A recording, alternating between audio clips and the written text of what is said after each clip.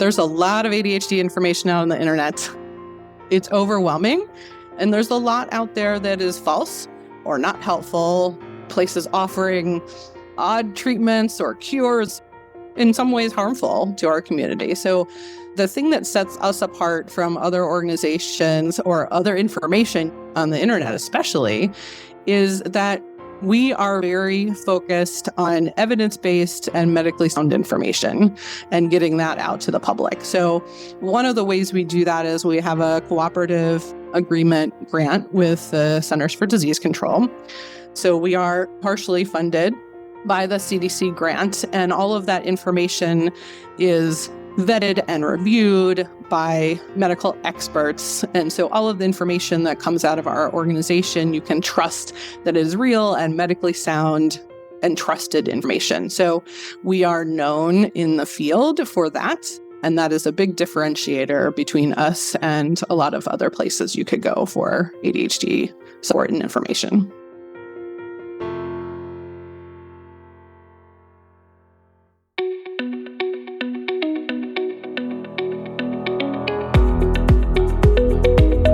This is Associations Thrive, the podcast celebrating successful associations and their leaders. I'm your host, Joanna Pineda, CEO and Chief Troublemaker at Matrix Group International. Listen in as top association executives tell all, revealing the creative and innovative ways they're increasing membership, generating revenue, nurturing engagement, and reimagining their organizations. By the way, if you've launched a new initiative, created new member services, or updated your governance structure and are seeing great results, I want to hear your story, and so do my listeners. I'd love to have you as a guest. Go to podcast.matrixgroup.net and apply to be on Associations Thrive. Now let's dive into this week's show. Today, I'm speaking with Laurie Kulikosky, CEO of Children and Adults with ADHD, or CHADD. Laurie, welcome to the show. Thank you so much, Joanna, for having me. I'm excited to share with your listeners. Well, tell us about CHADD. Yeah, so Children and Adults with ADHD.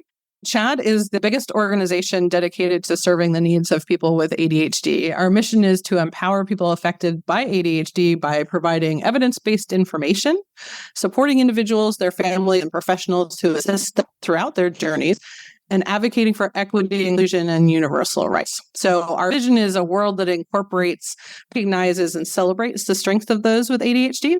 So we do that in a number of ways. Our membership includes healthcare professionals, so psychologists, psychiatrists, people who support ADHD, including ADHD coaches, educators, and also a wide range of the general public. So it's with ADHD and parents of children with ADHD as well. So, Laurie, give us a sense of the scope and scale. What percentage, for example, of the U.S. population has some kind of ADHD? We estimate that about 4% of the U.S. population does have ADHD. So obviously that's millions of people who are affected by the disorder. Big number. Yeah, big number. And so the good thing is that we have resources and support for those people with ADHD. And everybody experiences ADHD a little bit differently. So we have resources that kind of cover the gamut of what people might need. And so are your primary members people with ADHD or the people who care for them? Actually, both. So we have healthcare providers, teachers, and coaches, but we also have parents who are caregivers of people with ADHD. So sometimes those are parents and sometimes those are other caregivers, grandparents, others, and adults with ADHD as well. And what we found too is, because ADHD is a hereditary condition, a lot of the people who are coming to us for help for their children are also finding that they are diagnosed themselves if they haven't been already. So we end up helping people in two different ways. Oftentimes we're helping a parent navigate ADHD and the diagnosis of their child, but also navigate that for themselves as well. Laurie, there are many, many, many ADHD organizations, support groups, etc. How do you stand out in this crowded field? What makes you different? What makes you special? Yeah, absolutely. There's a lot of ADHD information out on the internet. Yes. It's overwhelming. And there's a lot out there that is false or not helpful, places offering odd treatments or cures, in some ways harmful to our community. So the thing that sets us apart from other organizations or other information you could find on the internet especially is that we are very focused on evidence-based and medically sound information and getting that out to the public. So one of the ways we do that is we have a cooperative agreement grant with the Centers for Disease Control. So we are partially funded by the CDC grant, and all of that information is vetted and reviewed by medical experts. And so all of the information that comes out of our organization, you can trust that it is real and medically sound and trusted information. So we are known in the field for that. And that is a big differentiator between us and a lot of other places you could go for ADHD support and information. Well, we're going to get into the things that you are doing to thrive. But before we do that, let's talk about your journey. So how did you get to become CEO of CHADD? I think that goes back to how I got into associations in general, which was fairly early in my career. I had a couple of jobs coming out of college. Before I got into the association world, I worked for an SAT tutoring company. Wow. That provided in-home one-on-one SAT tutoring. It was actually a small company that was acquired by Kaplan Educational Centers. People probably know the Kaplan name. And so, it's interesting. There's kind of a connection between that first job and my job now, because a lot of the students that came to us for one-on-one tutoring were students with ADHD that needed that specialized and one-on-one instruction. So I always talk about that as kind of a full circle over to my journey where I am right now with CHADD. But I went from that job. I wanted something a little bit more rewarding in terms of what I'm doing for the world, right? And so one of my dear friends who had been doing a lot of PR for associations said, hey, you might want to consider association management and association field. And, at that point I was like, what is that? Yeah. I think a lot of us fell into the association field like that a little bit by accident, maybe by, recommendation, or maybe just by exploring what we wanted out of our lives and careers. And so I ended up in a job doing membership engagement with the Consumer Technology Association. Your listeners may know the Consumer Technology Association through the Consumer Electronics Show, is in Vegas every January and rolls out all the new fun gadgets. So right. Really awesome place to work. Learned so much from the team there. Still dear friends with a lot of the folks that I worked with there. Learned a lot about association management. It was obviously a big trade organization. So much about best practices. I ended up getting my CAE towards the end of my time there. And so really set me up for a career in association management.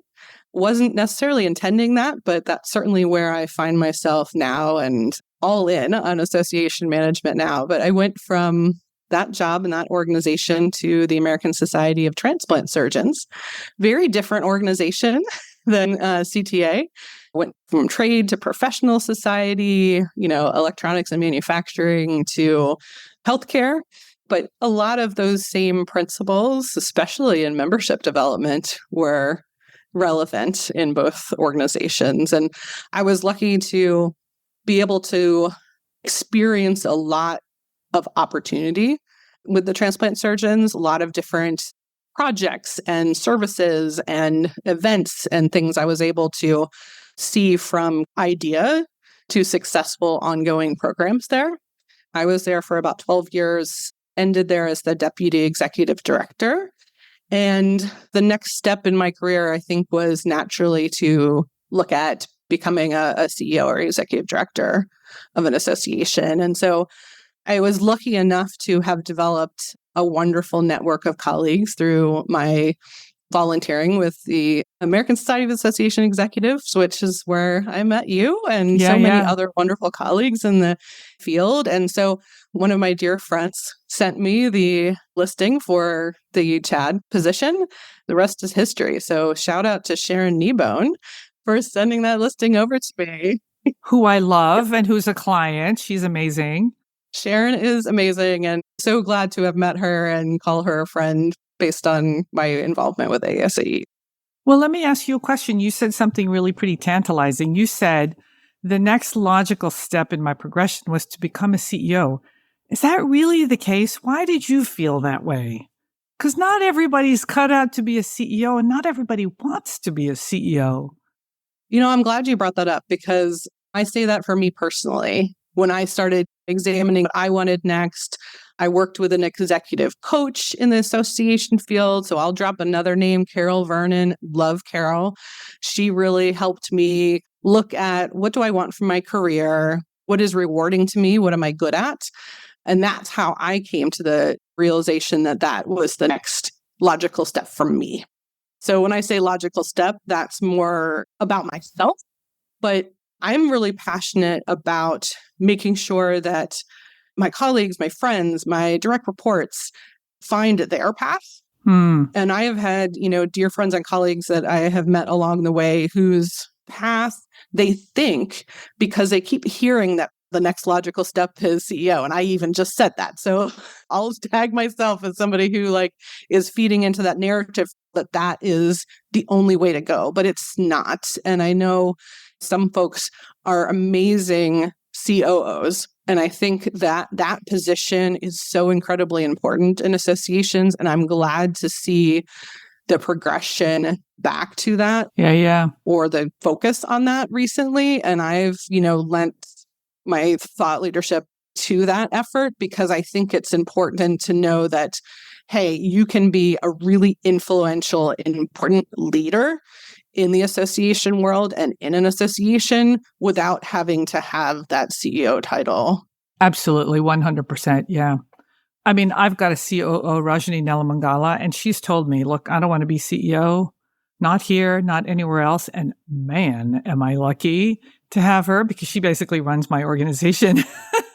So, absolutely. Yeah.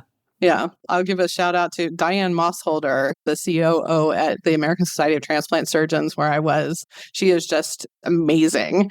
And she is such a wonderful example of somebody who has really embraced that role and just elevated it and made it such a professional role within the industry, within our field.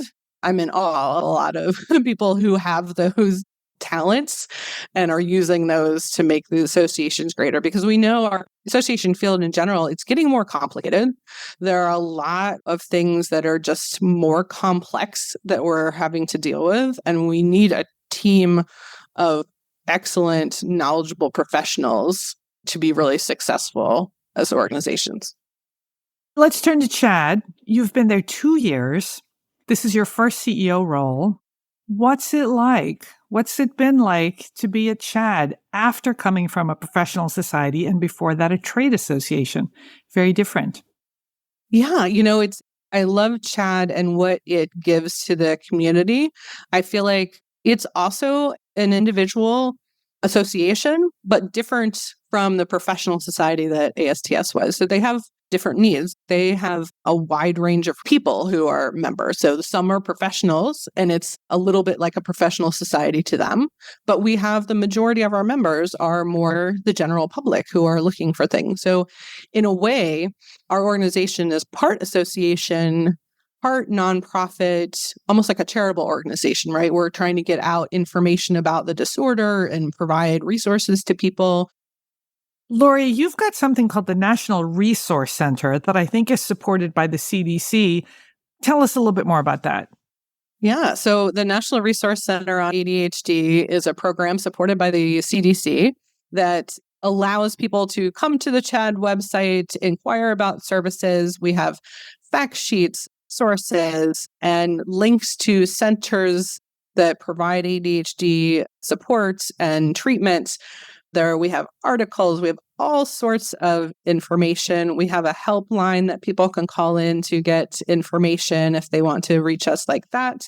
So we're very happy and honored to help the community in that way through that program.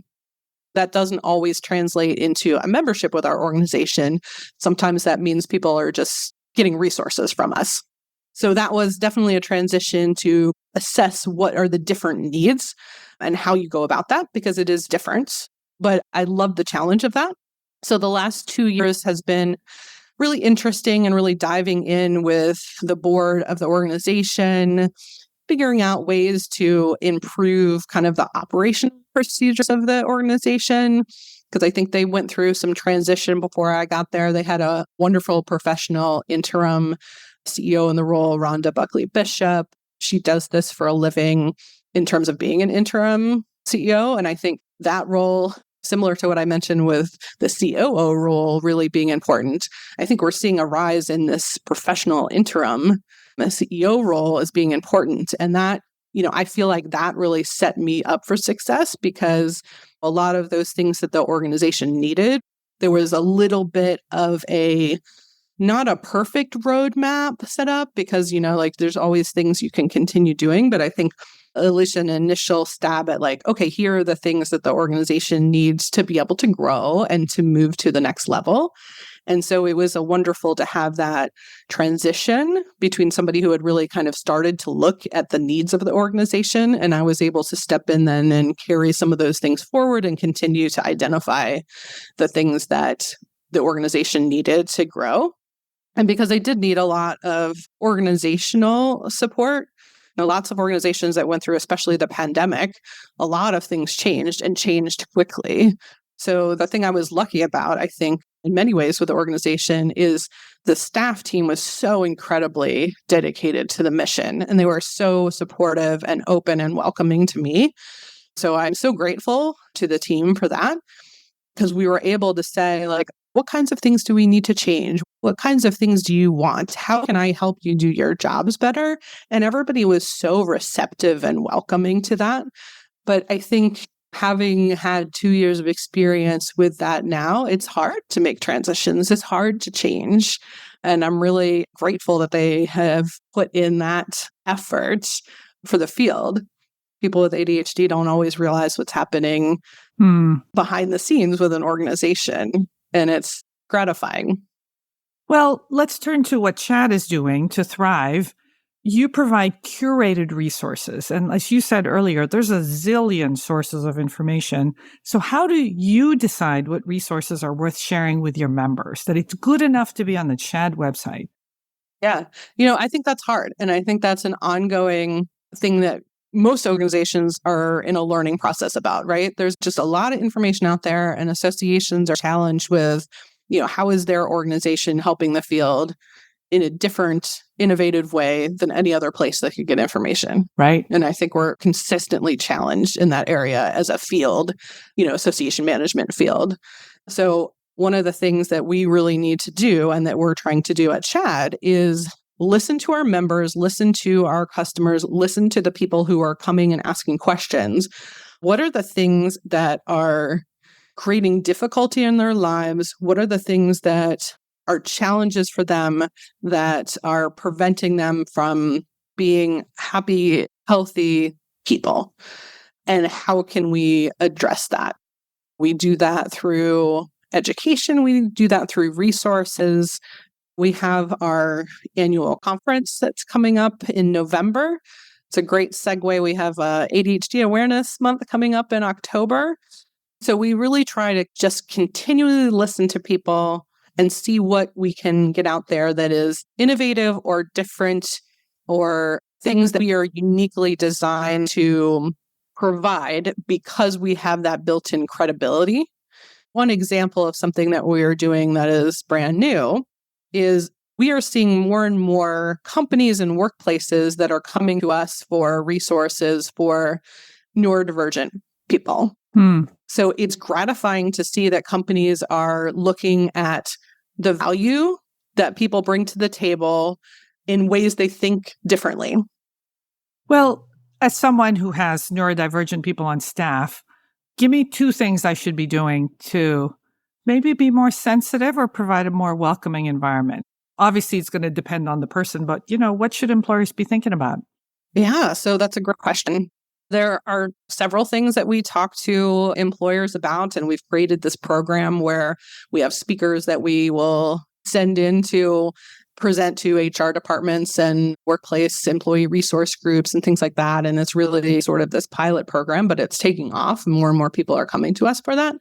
And so some of the things that we talk to them about are you trying to fit the results of what you want from your workplace into a box that is the same for everybody?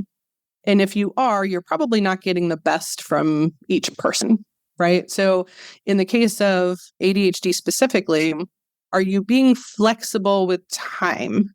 Are you understanding that maybe somebody is at their most creative or their most productive at a time of day that is not matching up with the exact hours of your organization? And we know that some organizations are going to be able to offer that flexibility better than others, just based on what kind of work we do. But I think a lot of office jobs, and certainly in the association space, I think we have a lot of neurodivergent people because the association industry is based on innovation, things that are different. And I think that allowing people to work at different times of day or giving them structure or accountability around deadlines, there's a lot of different things that you can provide neurodivergent workers with that set them up for success and reward the talents that they have. So if you have somebody with ADHD who is a creative type, give opportunities for that creative outlet, whether it's design or throwing out ideas that are new and different. It's really trying to embrace the positives there rather than trying to, quote unquote, fix a problem or a negative. Yeah, that's really good advice. Hey, I want to turn back to something that you talked about, and that is you've got your annual conference in November. Tell us about the conference. Yeah, so we're really excited. Our conference is going to be in Anaheim, California this year. We're in a different city every year. So we'll be in Anaheim, California, November 14th through the 16th. So it's the International Conference on ADHD. We partner with two other organizations to put on that conference. So it's CHADD and the Attention Deficit Disorder Association and the ADHD Coaches Organization. So we usually attract about 1,200 people, and we're growing like crazy. So I'm guessing that we're going to be over that number this year. But we attract a wide range, similar to CHADD's membership, a wide range of individuals. Like the first day of the conference is focused on professionals. So psychologists, coaches, educators, but it's open for individuals to come to that day as well. And then the next 2 days are focused on the individual. The individuals can come to that professional day as well, and then everybody can come to the other 2 days. And so it's really a place to get education, but it's also a place to bond and to meet people that are like you, have the same challenges you do. And so it's a really cool vibe at the conference as well. People are excited, they're bonding with each other. One of the things that we're most excited about at the conference is one of our keynote speakers is going to be Penn Holderness of the Holderness family fame. If any of your listeners follow those videos on Instagram, they'll probably be aware of the Holderness family. Funny videos. Penn has a new book out on ADHD. He's really embraced and talked about ADHD publicly a lot. And we're grateful that he's going to come and address our attendees in our conference. So we're really excited about that in November. So love to see any of your listeners with ADHD or anybody who cares about somebody with ADHD or is affected in some way. We'd love to see you at the conference. We'll put a link in the show notes so that people can get more information about the conference. Laurie, before we go, I want to loop back to something else that you said, and that is that October is ADHD Awareness Month. How are you celebrating that? Yes, we're really excited about ADHD Awareness Month. It is October each year. We have a coalition of organizations who work with us on awareness around ADHD Awareness Month. So certainly we talk about all the resources that are available. You know, our conference is in November each year. So we talk about the conference and getting people out to that and just try to talk to people about the most topical issues of ADHD that are in the field right now. So for us, we're seeing a huge increase in adults being diagnosed with ADHD, particularly adult women. Also, we're wanting to reach out to underserved communities more. And we're really excited that we as CHADD are part of a coalition of organizations who are working on defining adult guidelines for diagnosis and treatment in the U.S. So the U.S. has pediatric guidelines, but no adult guidelines. So we're hoping that coalition and bringing awareness to the coalition that is working on those adult guidelines. We're partnering with APSARD, who is a professional organization in the ADHD space, and a number of other organizations to launch those in the calendar year 2025. So just being able to talk about our work with that and our hope that that will help with the diagnosis and treatment in the future, in particular adults, because that is our fastest growing segment of members and people who are inquiring with us and with our partner organizations about ADHD. So a huge opportunity and growth area for us. And we're excited about that because we'll be able to see more adults being treated for this disorder that they didn't know they necessarily had. And it's really nice to know that we'll be able to reach additional people and help people.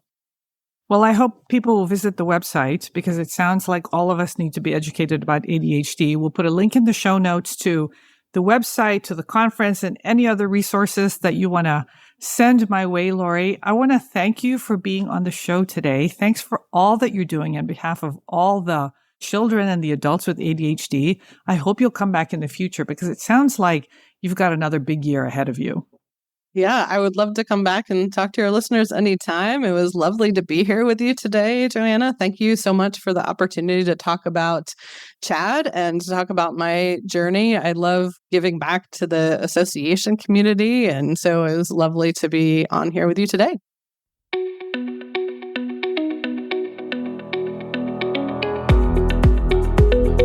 Thanks for listening to Associations Thrive. We're so glad to have you here. You know, my personal mission and the mission of my company, Matrix Group International, is to help associations and nonprofits increase membership, generate revenue, and thrive in the digital space. I want to hear stories of how your organization is thriving in today's challenging landscape. Please apply to be on my show by going to podcast.matrixgroup.net. By the way, do you need help with a digital initiative? Maybe it's a website redesign, a new membership database, or a hybrid meeting that you're planning. I'd love to connect with you. Please visit the Matrix Group website at matrixgroup.net. Thanks again for listening to this week's episode of Associations Thrive. Don't forget to subscribe to the show, leave a 5-star rating, post a comment, and share it with your colleagues and friends. Bye!